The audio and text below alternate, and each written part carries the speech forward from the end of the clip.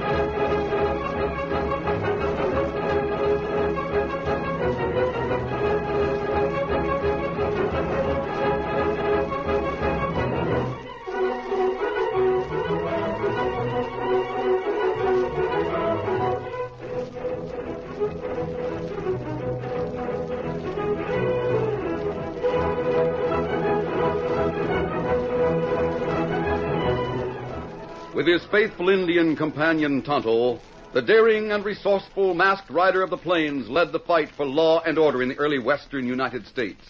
Nowhere in the pages of history can one find a greater champion of justice. Return with us now to those thrilling days of yesteryear. From out of the past come the thundering hoofbeats of the great horse Silver. The Lone Ranger rides again. Come on, Silver! Let's go, big fellow! I'll Silver! Ride!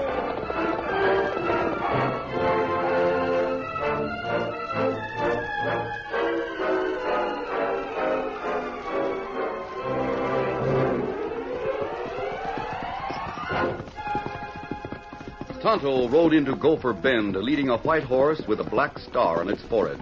It was Victor, the horse that belonged to the Lone Ranger's 14-year-old nephew, Dan Reed. Oh, Scout. Oh, fella. Oh, Victor. The Indian dismounted in front of the sheriff's office. As he tossed the reins about a hitch rail, he heard the voice of Sheriff Bates. Hi there, stranger. How?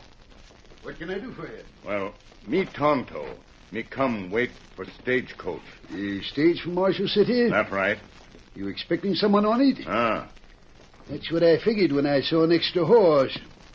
Say, that's mighty fine horse flesh. Ah. How soon stagecoach get here? Oh, she'll be along in about an hour. You can sit there on the porch if you want to. Oh, that's good. Sheriff Bates. Well, hi there, Ben. And how are you, kid? Sheriff, we're so worried we don't know what to do. Yep, I reckon you are. But worrying won't help you folks any. Sheriff, you haven't had any word from Marshall City, have you? Not a thing, Ben. But I reckon we'll know everything when the stage gets in. Come on, sit down on the porch and wait. I don't know what we'll do if we have to move. Well, after all, kid, you don't know that you'll have to move. Now, why not just postpone thinking about it until the man comes from the city? Sit down there. That's a comfortable chair. Thanks. Here, Ben, you take this chair. I don't see how there could have been a mistake in the survey of our land. Me and Kate have had that little ranch for 15 years. Yes, I know you have, Ben. John Rudd had any idea we were on his land? Why, he should have said something a long time ago. He didn't want the land till we found there was coal on it. Well, coal makes that land mighty valuable, kid. The new railroad through Marshall City will pay handsome for it. Of course they will. That's why Rudd's after it. Then there's one thing you can be sure of. What's that? The surveyors who came here and looked the situation over are honest men. You needn't be afraid that Rudd has bribed them. They didn't tell you what they learned, did they? No, they took their measurements and went back to Marshall City. An engineer will bring the report from there. I suppose if it turns out that John Rudd owns the land, we'll have to get off. That's about the size of it, kid. If we don't do it willingly, Sheriff, then what? Kate, as sheriff, I'd have to put you off. I'd have to use force if necessary. That's the law. Law, indeed. Where's the law that says a man as rich and grasping as John Rudd can take our land away from us? Kate, sometimes the law and justice are two different things. I wish that stage had come. It'll be along pretty soon. The Indian there is waiting for it, too. Oh, that's so? You waiting to see the engineer? No. Me wait for young friend. Him named Dan Reed.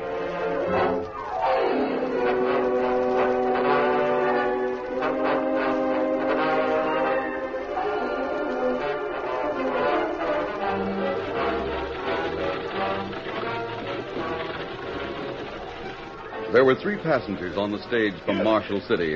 Al Jackson and Dan Reed, the nephew of the Lone Ranger, sat on one seat. Facing them was a hard-faced man who hadn't spoken throughout the entire trip. Dan Reed held a small metallic object in his hand. That's funny. He studied it carefully, then shook it and examined it again. What's the matter, Dan? I guess his compass isn't right. Compass, Let me see it. The needle is supposed to point to the north, but something's wrong. That's what most people say when they find that the compass doesn't agree with their own sense of direction. We'll take a look at it, Mr. Jackson. When we left Marshall City, we were supposed to be traveling due east to get to Gopher Bend. That's right. Well, I declare. You see what I mean, sir? According to the compass, we're traveling south. First time in my life I've known a compass to be wrong. Say, there was a fork in the trail about 2 miles back. As I recollect, we took the southern branch of that fork. But I don't remember any turns. Neither do I. The road must have made one very big and slow turn.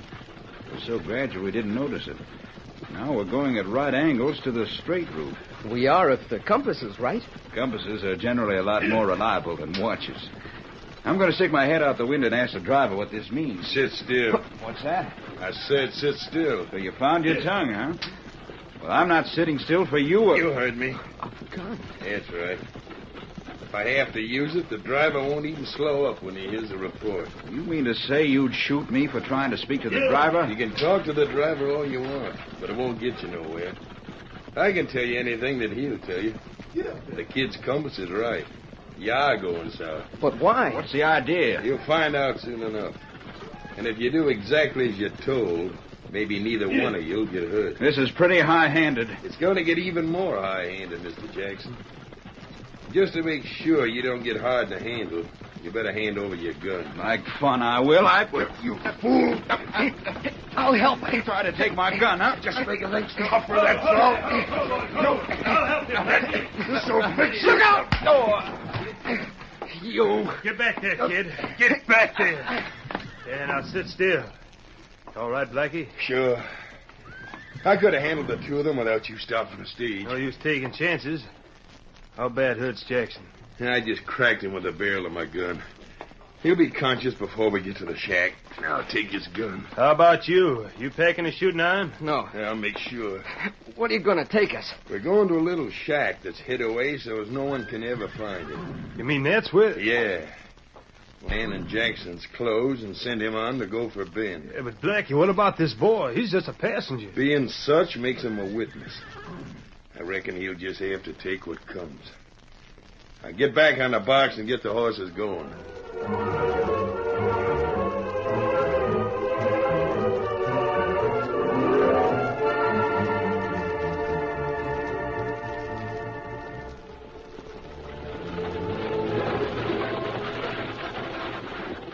During the remainder of the journey, Dan Reed sat in the corner of the stage, eyes downcast, while Jackson recovered consciousness but remained silent and motionless before the constant threat of Blackie's gun. The stagecoach made a number of turns and rattled over hard-packed ground before it finally came to a halt in front of a small cabin. Several horses stood at ground hitch nearby. Hold there. Hold, boys. Hold. Steady there. Hold. Well, here we are, Jackson. Get out. It looks like Rudd is here. That is horse there? Yeah. There he is by the door. Is Jackson with you? We got him, Mr. Rudd. Bring him inside. Slim Calhoun's waiting. Come on, Jackson. You too, Dan. Better do what they say, Dan. You won't help yourself by fighting. Take him right inside, Blackie. Calhoun's in there. You got Jackson, man. Who's the kid? He was a passenger. Name is Dan. Rudd, what sort of game are you playing? Well, I don't like the report you're taking to town. You seem to know that Martin's title is clear. You've got no claim to his land. I knew that when I first sent for the surveyors. Why, Now, Slim Calhoun is going to become Al Jackson. He'll wear your clothes, carry your credentials, and go into town in your place. The report showing that you own the Martin land. Rod, you can't get away with it. Oh, yes, I can. I'll go into the next room. You'll find some clothes there. Put them on so Slim can use the outfit you're wearing. You too, Dan. That room's where the two of you will be kept until we decide what to do with you. Dan, I wish there was some way I could get you out of this. Mr. Jackson, they're going to take your clothes. Yeah. I have an idea. An idea? Leave that door open and don't try sneaking out the window. We've got guards outside. Take off your belt and toss it over this way. Let Slim take my belt instead of yours. I'm sure one of my friends will see it. There's my belt. Now stall, Mr. Jackson. Take as much time as you can. I've got to do something. Hurry up there. Yeah, hurry up. I'm waiting for those clothes. I gotta get on to town. What's taking you so long, anyhow? Give me that shirt. Seems to me you're in an awful hurry. I am. Here you are, Slim. Get into this outfit. Right, boss. I'll go on ahead and get Sheriff Bates. He'll be with me to meet the stage. Right. Hey, where's the belt? What are you doing with it? Please, give me that belt. Wait, not that one. Take this one. What for, kid? You're not going any place where you'll need a fancy silver buckle like this. Now, look here, Rudd. This is as pretty a belt as I've ever seen. I reckon I'll keep this when I get through with the rest of Jackson's clothes. I don't care what you do with it. I'll go on. I'll be in town waiting for you.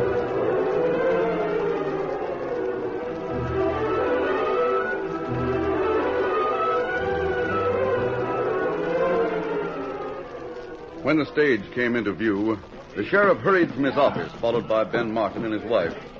John Rudd was waiting in the road. Well, there she comes, Martin. Now we'll know the truth about that land of mine. It's not your land. It never has been your land, and it's not going to be now. How about it, Sheriff? Well, there's no use talking about it until we hear what Mr. Jackson's got to say. I do hope that he's on that stage. Well, what's the Indian doing here? He's expecting a passenger from Marshall City. All right.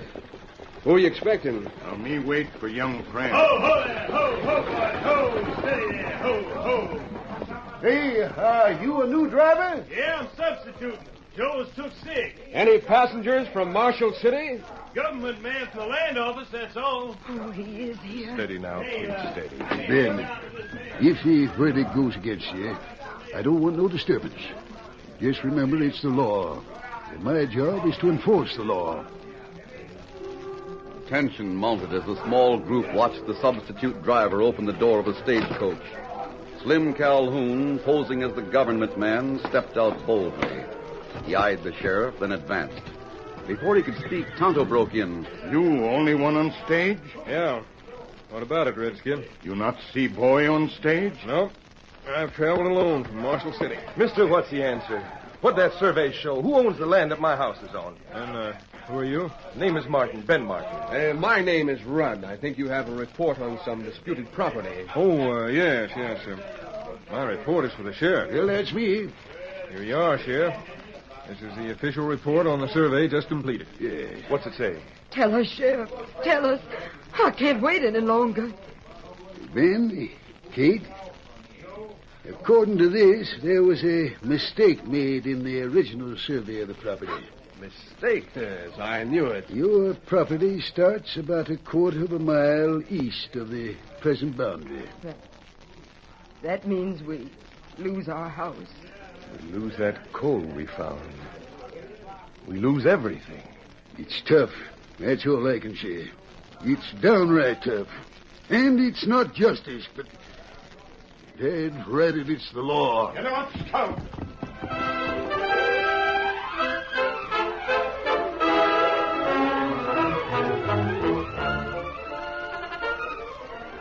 The curtain falls on the first act of our Lone Ranger story. Before the next exciting scenes, please permit us to pause for just a few moments.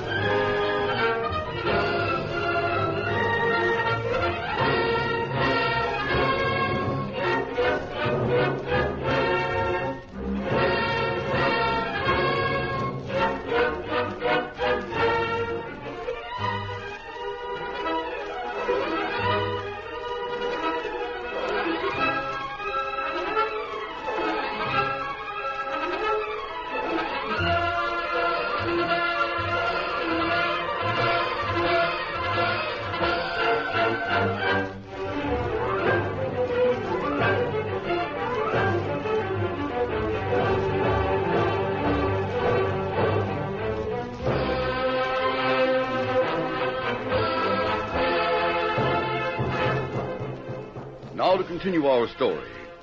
Tonto couldn't understand why Dan Reed wasn't on board the stage from Marshall City. Then suddenly the Indian saw a brilliant silver belt buckle worn by the man who called himself Al Jackson. He leaped to the back of his paid horse, grabbed the bridle of the white horse, and set out from Gopher Bend at top speed. Get him up, Scout! The Lone Ranger had been camped in a small gully not far from town. He heard the familiar hoofbeats and rose to meet his Indian friend and Dan Reed. He was surprised to see that Dan's horse was riderless. Oh, Scout, oh, fella. Oh, wasn't Dad on the stage? No, him not on board. There plenty trouble. Oh, what kind of trouble? Well, me talk while you get saddle on Silver. Right. Stay there, Silver. Fella. In as few words as possible, the Indian told about the claim to Martin's land, the arrival of the government agent, and the decision. But, Tonto, that decision can't stand. It's not legal. And how that? If Martin's been on that land all these years, he can stay there. They can't make him move. Him move just the same. But that not main thing. Oh, tell me the rest. Well, long time ago, me make fancy belt and give it to Dan. Yes, I remember that belt, Steady Silver. Dan wears it all the time. Well, him not wear it now. Belt worn by fella from Marshall City. Al Jackson? That's right. You must be mistaken, Tonto. Dan would never part with his belt. You saw one like it. No, me see same belt. Me no. Then we're going to town right away. We'll talk to Jackson. That's good. Steady, boy. There. Now we're ready, Silver. Come on, Tonto. Easy, big fella. Get him up, Scout. Come on, Silver.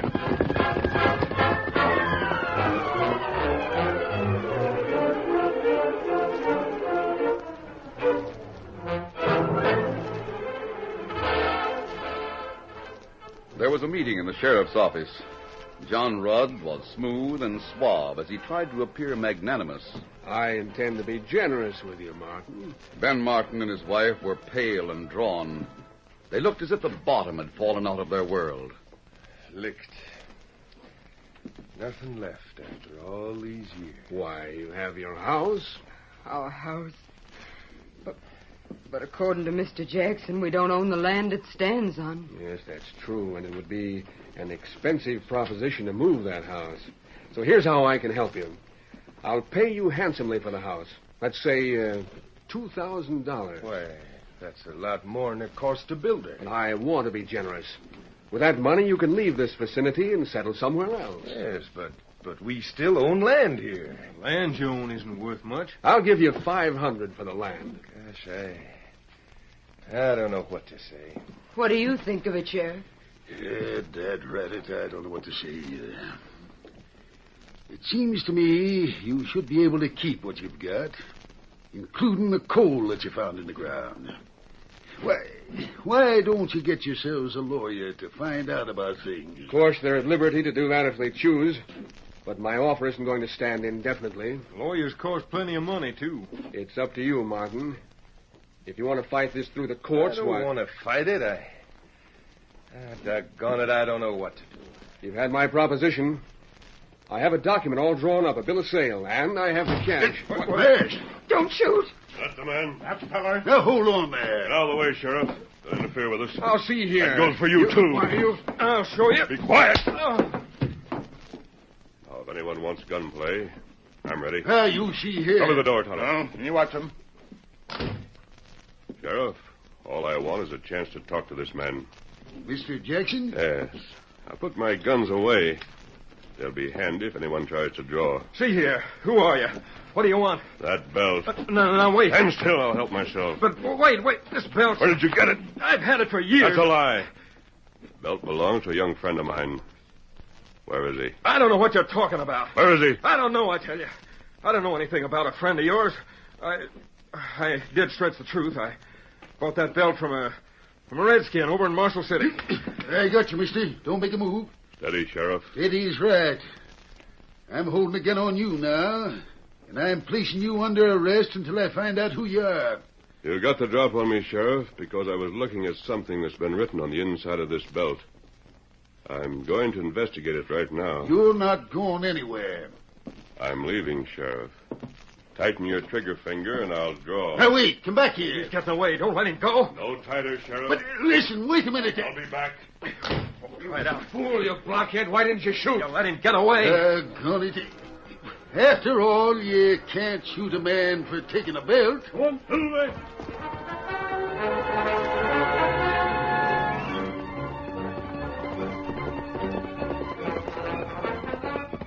The Lone Ranger's sharp eyes had seen small symbols written on the inside of Dan Reed's belt.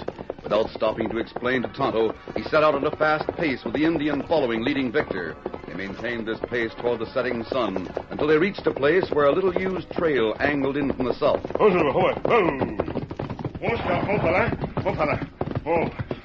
happened? Why we traveled so fast? Because of this belt, Tonto. Oh, Dan's belt. Yes. I think he's tried to give us directions. Now, look here. He's drawn a couple of lines to indicate the trail. An arrow points to this branching road. Me savvy. Down here, he has a compass direction. Due south to a dead pine tree. We'll go there. There, other direction. First, we'll find the dead pine tree. Come on, Silver! Come up, Scout.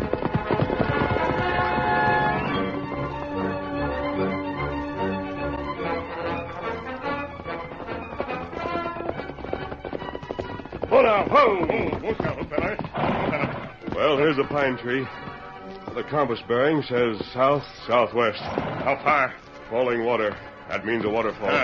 Come on, Silver!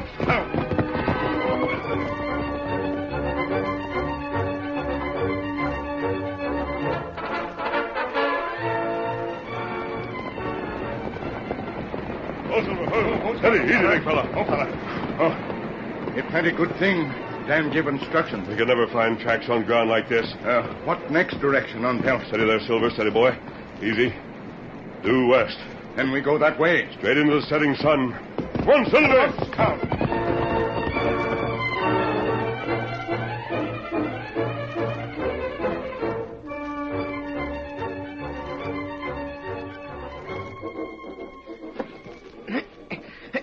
There's no use struggling, Dan. Those ropes are tied so you're not going to get loose. I found that out. You might just as well take it easy until the boss comes back. Then what are you going to do with us? Well, that's up to Mr. Rudd. He won't dare let us go. Well, if I was in his boots, I know darned well I wouldn't turn you free to make trouble. On the other hand, Rudd's no killer. What's more, he's plenty smart. Maybe he's smart enough to know some way so you can't make trouble for him. I doubt that. He'll be in trouble no matter what he does. What's the matter? Nothing. Nothing's the matter. Everything's all right. Huh? Dan, why are you saying that? You'll see. What do you know? Why are you talking that way? For a kid that's tied hand and foot, you got a mighty smart look on your face. Maybe I have. Maybe I've got reason for it. Yeah?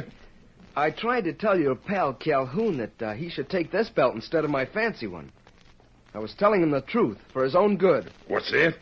He took my belt and there were some directions on it. Directions? That's right. What the... Mask. Why, you... Oh, you got him. I don't think you'll feel like any more fighting. My shoulder...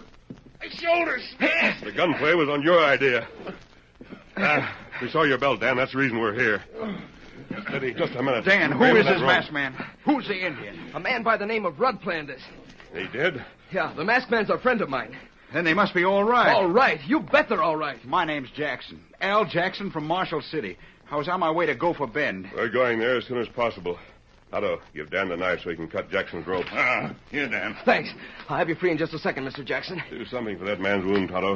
Me fix him. Tie him up and leave him here. How are we going to get to Gopher Bend? We saw one horse outside. It's Blackie's. You can use that one. Right. Victor's waiting for you, Dan. Victor? Oh, golly, that's great.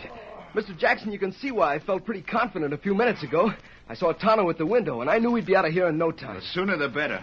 I'm sure looking forward to telling John Rudd a few things. We'll go on ahead, Tonto. You can follow when you finish dressing that wound and tying Blackie. Me follow. There's Victor. Hello there, Victor. Gosh, it sure is good to see you. There's a horse for you, Jackson. Right. Can you make the saddle all right? Yeah. Good. Follow me, then. One, two, there. Come on, Victor.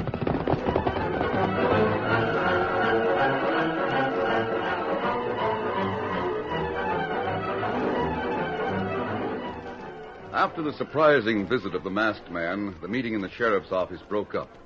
It was several hours later when John Rudd, accompanied by Slim Calhoun, went to the small home of Ben and Kate Martin.